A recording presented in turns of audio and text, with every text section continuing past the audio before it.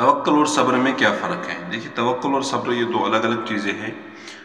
हमें अल्लाह तबारक व तआला के ऊपर सब हर एक मामले में तवक्कुल ही करना चाहिए। तवक्कुल के बाद फिर आपको सब्र करना चाहिए। मसलन एक इंसान बीमार है, तो बीमार होने के बाद एक इंसान को अपने असबाब इख्तियार करने के बाद, मसलन डॉक्टर के जाने के बाद, दवाई इस्तेमाल करने के बाद अल्लाह तबारक व तआला की ज़ात पे तवक्कुल करना चाहिए कि अल्लाह तबारक व तआला की ज़ात लाज़िमन ज़रूर मेरी बीमारी को दूर करेंगे, मेरे मामलात को हल कर देंगे, मेरी मुश्किलात को हल कर देंगे। ये आपको अपने रब ज़ुल जलाल के ऊपर तवक्कुल होना चाहिए। रही बात सब्र, क्योंकि आपके तवक्कुल करने के बाद फिर इसका रिजल्ट कब आएगा, जिस चीज़ के बारे में आप अल्लाह तबारक व तआला से तवक्कुल कर रहे हो उसका रिजल्ट कब आएगा, उस रिजल्ट के आने तक आपको सब्र करना है।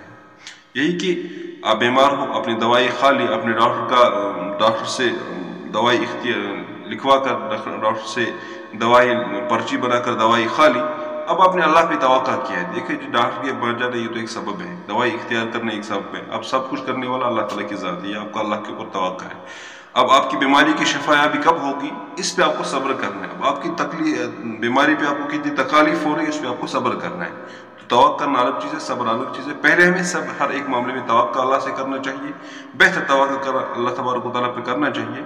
तवक्कुल करने के बाद हमें हर मामले में सब्र कर लेना चाहिए और